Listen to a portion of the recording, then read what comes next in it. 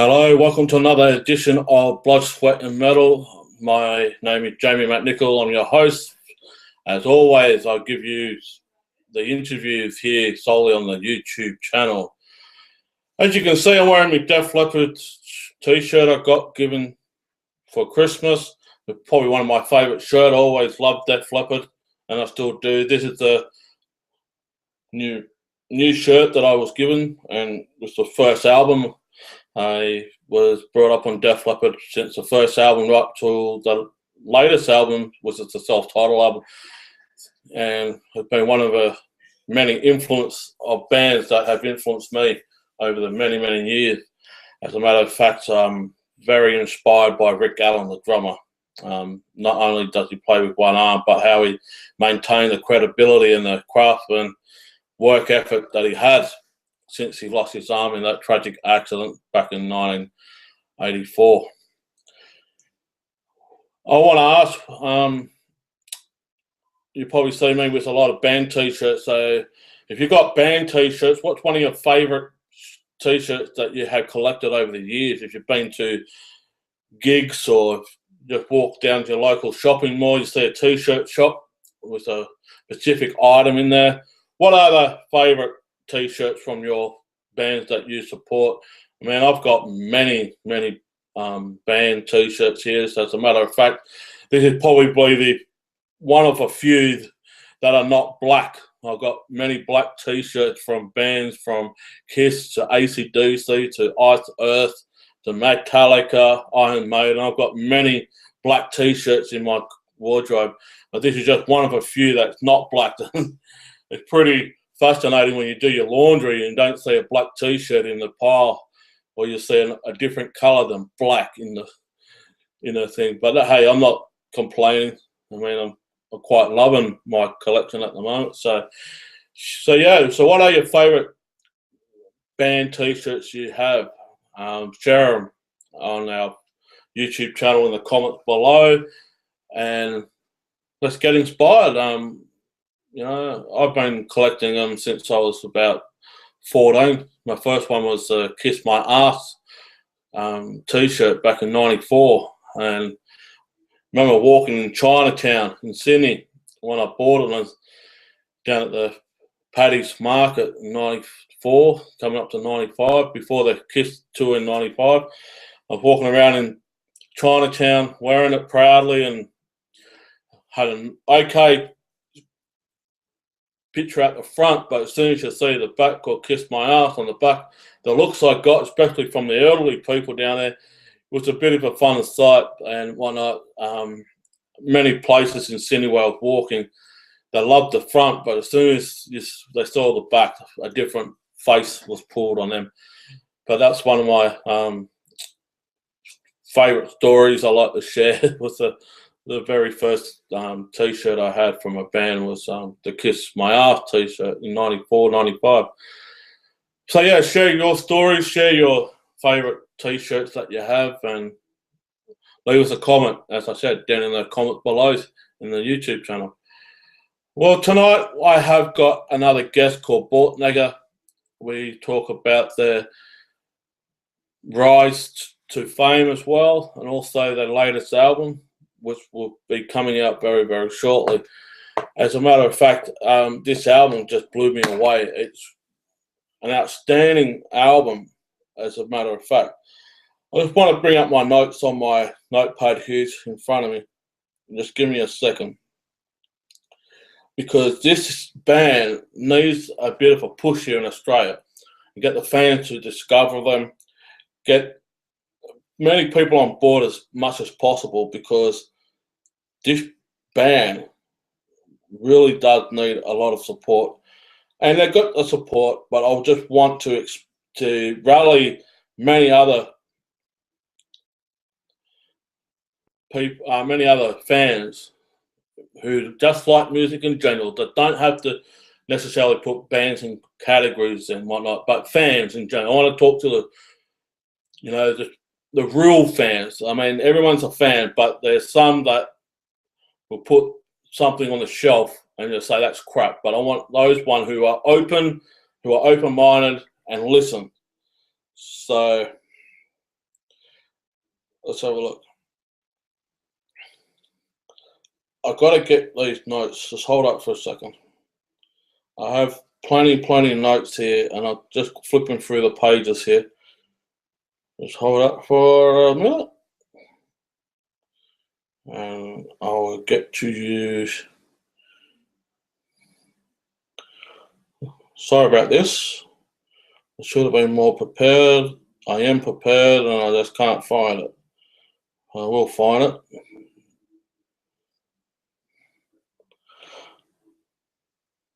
I will find it. Here we go. Anyway, I can't find it. Someone knows. But Borknagar's got a new album. Go to their Facebook page. All the details are there. Check them out. But Borknagar just on the rise and rise and rise. And I'm very thrilled to be able to talk to Borknagar. And I am also privileged, and thanks to Chris Marriott for lining this up as well. He does many great things in the music industry, and he needs the thanks for what he does and allowing people like myself the opportunity to do these type of interviews. But not only that, there's many other people here in Australia that give me the opportunity to do what I love doing best, and that shows the support of the music industry and the metal rock scene as well, and give me the special guests like Borknagar and many others that have joined on our show over the course of almost 2 years. So thank you everyone that has done that in the music world. Well, without further ado, here's Borknagar. Sorry about I couldn't find the notes. We are talking about it in the interview, and I will post that up on our Facebook page as well. So yeah, once again, subscribe to our YouTube channel. All the episodes of the interviews are there. There are some full-length episodes on our Podomatic channel and iTunes channel. Please go over there and subscribe. Listen to all the news and the goss and the new material that these bands bring out that I am personally allowed to do them from the record labels that had given me those singles and to pump them out for the ears to listen to. Because my philosophy is there should be no rules in what can be played and what cannot be played. The rules that I put out for myself, that if it's been recorded, everyone should be able to listen to it. I play the singles because they've been released as a single and it's been given to me by permission by the record labels to put them out. I won't play anything that has not been given the green light to play because I like to keep that the way it is. So, but I'll play some classic tunes from my, bands that I love, like Def Leppard and Iron Maiden, Metallica. I've got thousands of bands I can put out there, but I've only got a short amount of time to put a full episode together. So if there's 12 to 15 songs, well, that's what you get. But do not be disappointed. If I have not played one of your favourite bands' material yet, do not be too down on that because I am getting around to it. As a matter of fact, there's so much happening for 2016 that I want you guys to personally love. So join us on Facebook, like us and follow us on Twitter, subscribe to our YouTube channel, which is down below here. Subscribe and leave us a comment below that of your favourite band t-shirts that you have and whatnot. So I'll sign off. I'll give you this episode interview, and I'll come back next week with some more news and some more interviews as well. And don't forget, there is a full-length episode going up very, very shortly. I have done that, so stick around for that so you can go over to iTunes to listen to that. Join me weekly for more of this exciting stuff, because without your support, I'll be doing this on my own, and I always will do this on my own. So thank you, peace out, and catch you next week. Well, good evening, Australia. This is Jamie from Blood, Sweat and Metal. It's an absolute pleasure. I have got Norwegian band Borknagar on the phone with me, and I have got the lead guitarist, Jens. Good evening from Australia, and good morning to you. Yeah, good morning. I've got to say, you guys been around for 20 years since the first album. You started in 94, so basically, technically, 22 years. But I want to ask, with the way you guys have maintained the chemistry, how did you do that? I mean, 22 years is such a long time. You're not a new band by any means, but how do you maintain that chemistry and continue on for such a long period of time? I'll say it's a combination of old friendship.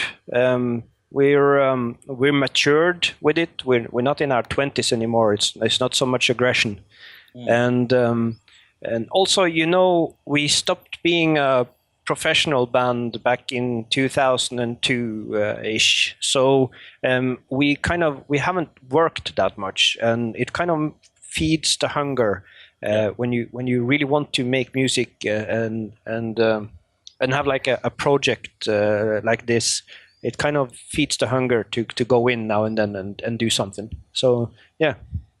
Well, this is the 10th album that going to be released. It's called Winter Thrice. I've got to say, this is an outstanding album. It still have that old so many elements of music. Like there's a song on the album that right near the end of that, it's the Rhymes of the Mountain. The closing blast beat is the elements of the Pink Floyd flavoured epic Terminus.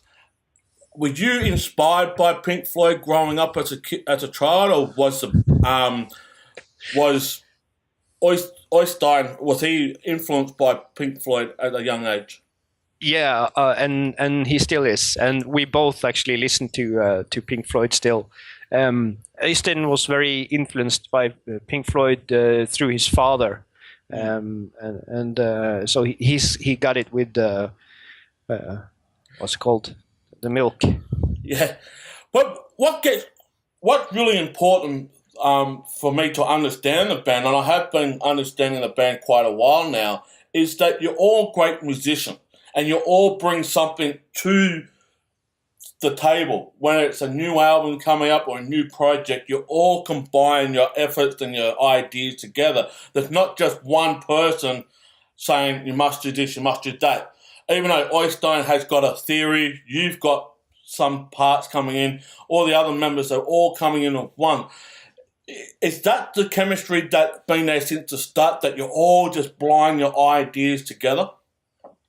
Yeah, I think you're very correct in your observation there. Obviously, Øystein brings in the original ideas, and he is also the main songwriter. But the actual magic of the tunes themselves are, as you say, a mixture of personal creativity and the fact that actually Øystein just let us do what we think is best, and if we discuss some ideas, and then everybody joins in as they feel, and it's by now and actually for quite a while, we've been thinking about this as a Borknagar universe, more or less, So we have our ideas about what will fit and what will not fit and all that stuff. So yeah.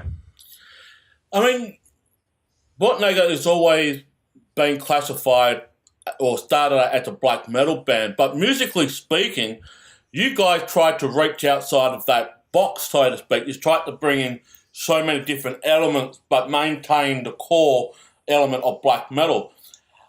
How do you all compose that together to create such music that is not that difficult to categorize, but it is difficult to put it into a great recipe, what has become Winter Thrice? Yeah, I think the main idea, as you say, the first release was a black metal album with Norwegian lyrics and all that stuff. We didn't do any occult stuff, and the lyrics are more or less are very similar to what came after.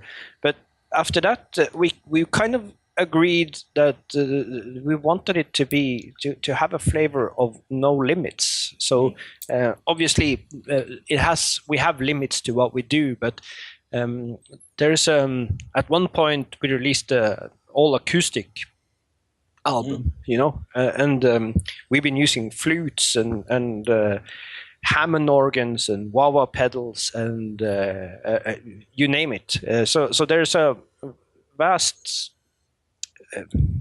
You can do a lot within our limits. We still have our limits, So that's the ground idea with the band, I'll say. Yeah, and what I did with this album when I played it, I had to play it from the beginning to the end because it's like a soundtrack. This album, Winter Thrice, it's a soundtrack for an 8-piece performance or 8-act performance. There's 8 songs on it, so each song is an act. But also, not only that each song is an act, it also represents different faces of Borknagar while the remaining is interconnected. And this can be best described as the mid-track panorama which boasts metal, progressive and folk and classic metal all together in the space of 6 minutes. Yes. So basically, this album, Winter Thrice, isn't necessarily another chapter from the 2012 album Erd, but where it left off, but it also goes back as far as the Olden Domain. I just want to ask you a question. Do you bring some of that element from that album, The Olden Domain, into Winter Thrice? And how difficult or how easy was it for you guys just to build on that themes? Well, that's kind of that's how we spot the long time and thorough listener from the new ones. The ability to actually hear the parts that are not only copies, but they're exact replicas of of riffs from the Olden Domain, and that's a bit how we work. That's how we always worked, but never has it been so thorough as this time. There is a ambition to be able to look back and look forward and still be present here and now. Which is why we lean forward and we bring in the elements from the past, and we kind of we do that by creating links with both the lyrics and the music to previous releases and previous eras, and then we use it to go forward. We don't want to go back in time. So yeah. Also, back when the Olden Domain, you had some lineup changes as well, just who left the band as well.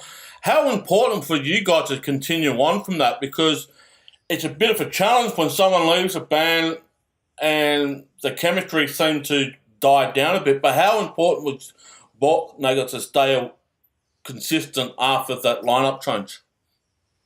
Well, we had a few changes after that. The main thing that happened after the Olden Domain was the fact that Øystein did a transition from being a music project with other band members coming in to contribute, and he wanted to make it into a band, and that was when he called me, and.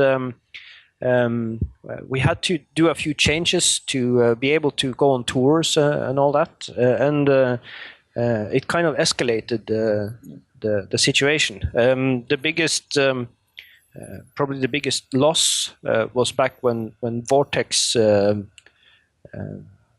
decided to go for Dimmu Borgir. And of course, it wasn't actually a loss to bring in Wintersorg, but it kind of halted our progression, and just after that, we realized that we were not able to continue as a professional band. We had to make it into more of a studio project. And after that, we have a few drummers changed and all that. But it's kind of been more static. Mm. I mean, how was it for you? I mean, the challenges for you coming into the band as well. Was there many hurdles at the start compared now that it's all even out now? Well, you can imagine. I already knew Øystein at that point, and one summer day in '97, he called me up and he said, "Jens, what are you doing in September?" And I said, I don't know why." And he said, "Well, Century Media wants us to go on tour with the new album, and I'm looking for a second guitarist to actually be able to perform this live." And I said, "Hell yeah, I'll go." So it was kind of I came in as a session at first, and the tour didn't happen until January '98, and I kind of took a place in the band already there, and was considered a full member. So it was like a easy transition. I wasn't required to do much more than actually fill in on the guitar parts to be able to perform this live. Yeah, and congratulations that you stayed around now. I mean, you got Winter Thrice now, which is their 10th album, as I mentioned, but also it was once again mixed by Jens Ryland, who is a massive producer as well. I mean, he's worked with Opeth, Creator, and Modern Mars, just to name a few. But how was it to go back into the studio and work with Jens Ryland again? That was amazing. The first time was the previous album, Urd, and obviously he caught us off guard there, where he introduced himself with a stronger presence than we were actually prepared for. But the result was amazing. So we kind of left last time and had learned a lot. And this time around we came back and we kind of knew more what to expect. And he has a great impact on how we work, and obviously I'm kind of looking back through the history. I would kind of see what would have happened if we'd had brought on somebody like that already back in 2000s or the late 90s.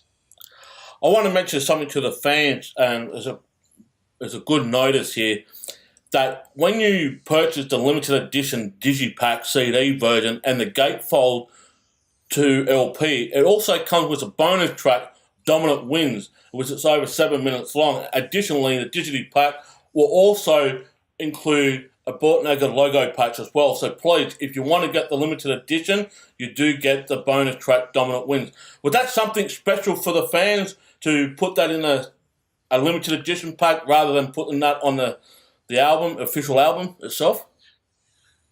Well, it's kind of a decision that's more label side than from our side. We made all the songs, and having made all the songs, they kind of decided how to. Well, we want to make that into a bonus track. So I said, no, can't we just release all of them? No, that's how we do it these days. I said, okay, I don't give a. Yeah, so that's kind of how they did it, and I have to admit that I just learned about that patch a couple of weeks ago. I wasn't aware that that was coming. So it's we don't actually engage much in those decisions. Well, basically, you just there to create the music and let the record label do the rest. So it's good that it's good that the fan can get some extra bonus from the record label as well, some type of package as well. But with Winter Thrice, the album, there's 8 singles on the album. It goes over around about 50 minutes, 49 minutes, 50 minutes and that. And as I mentioned before, each single is actually an act to me. It's like a big soundtrack. And it starts off with the Rhymes of the Mountain and it ends off with Terminus. And I just absolutely floored. But the best single off the album, in my perspective, is Panorama. That just shows your classic style, Jensen. What a great song that is, Panorama. Yeah. Yeah, it's a funny thing that is, because that was the opposite thing. That was Lars's contribution. So Lars wrote the song, and they sent it over to Øystein, and Øystein started recording guitars, and Lars goes, no, that's not how I wanted the guitars. Oh no, that's how you get in the guitars. and then Øystein and Bård had been in the studio to record the drums, and I think at some point, he's a young, talented, and very energetic drummer, and some point during the panorama, Øystein just said, "You can let go now. You can just go nuts, man." Yeah. So that's why the middle part there is almost like a drum solo. It still makes me laugh when I hear play. Another good single I should mention is the Cold Runs the River. That is a great single as well. That's just before Panorama. But there's no real favourites or classics. Every single song on this album is a classic in my regard. But there are some others that just a little bit better than the others, and that's Panorama. But overall, an outstanding album from top to bottom. But I want to ask, with 2016, the album's coming out very shortly. What are the plans for you guys? Is there much festival tours over in Europe in the summer? Are you expecting to do extended touring around the world, or what's the plan for Borknagar? Well, we already have 4 festivals confirmed, which is European continent, yeah. I have to admit that we turned down quite a bit because we still have families and careers and all that stuff, so we can't just go nuts, even though it's kind of tempting when we have the wind in our sails like now.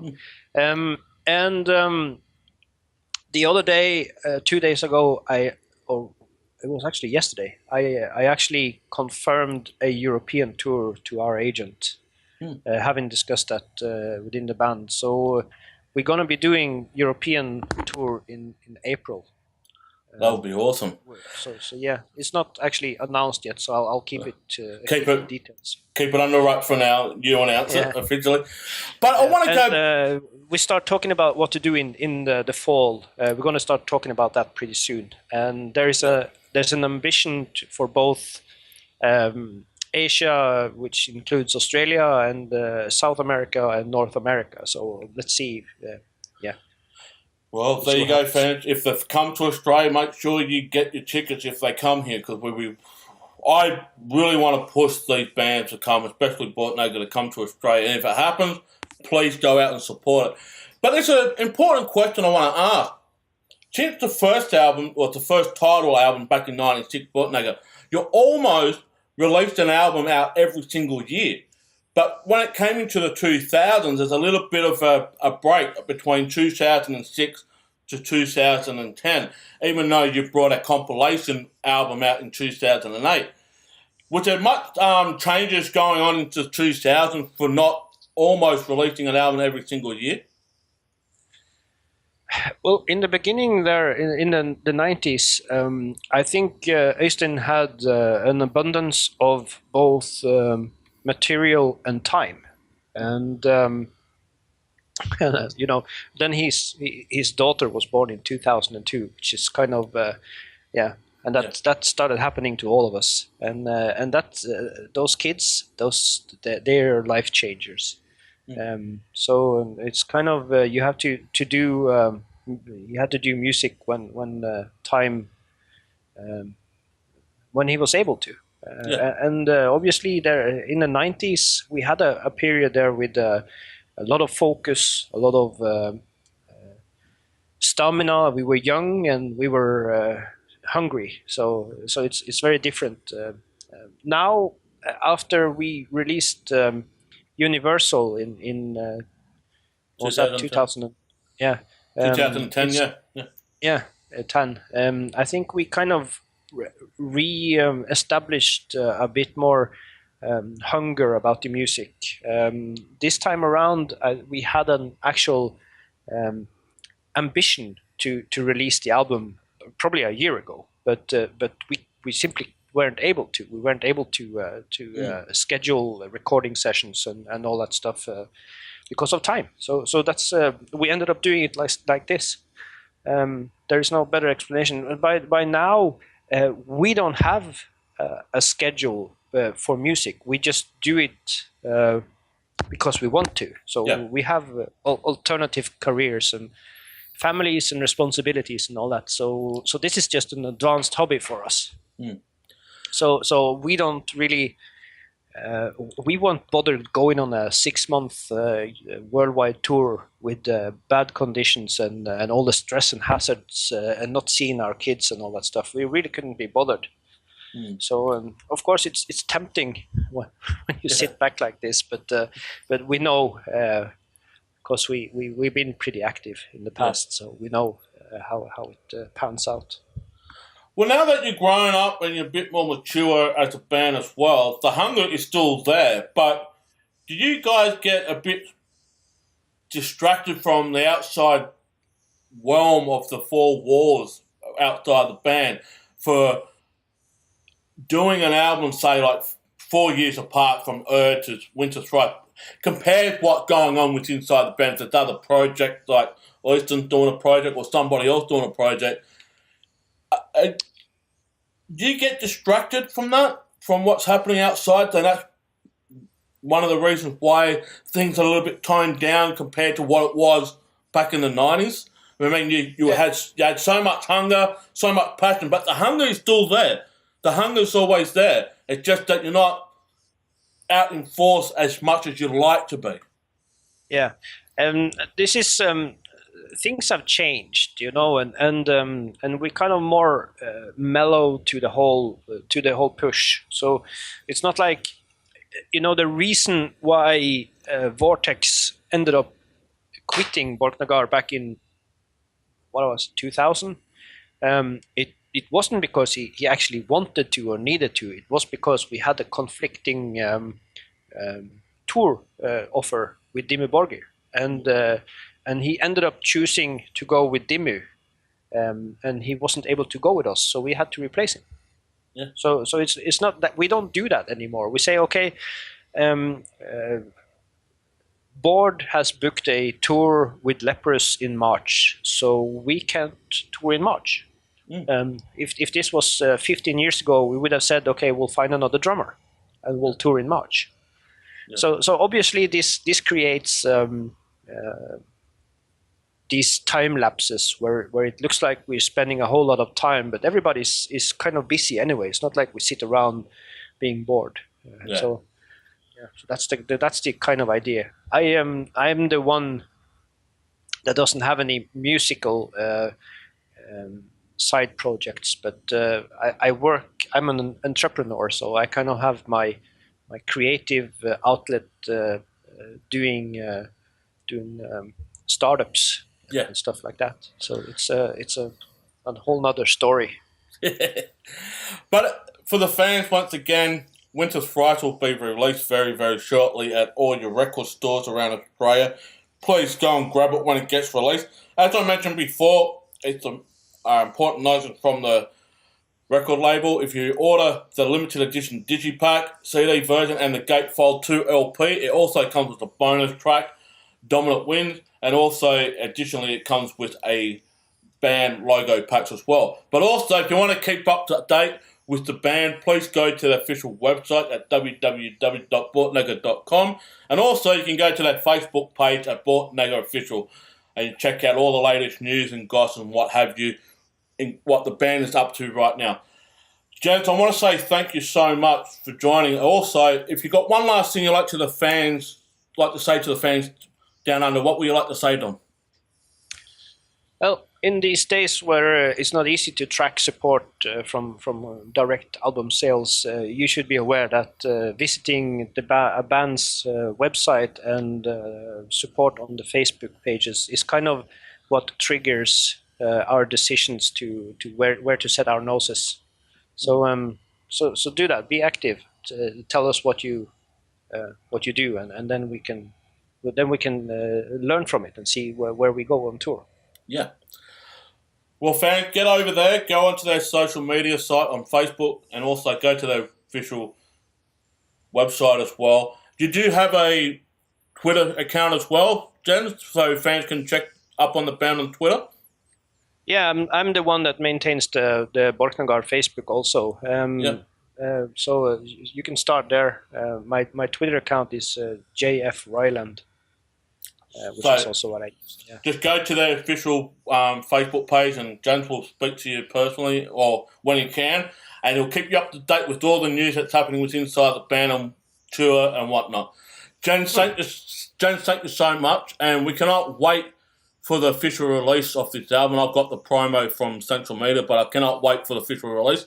And also, I'm hoping and praying that you guys can make a trip down to Australia if you can. Yeah, me too, man. Okay. All right, guys. Thank you. Thank you so much, and we'll look forward to speaking to you again very, very shortly. Yep. Thank you. Thank you. Thank you. Bye. Bye.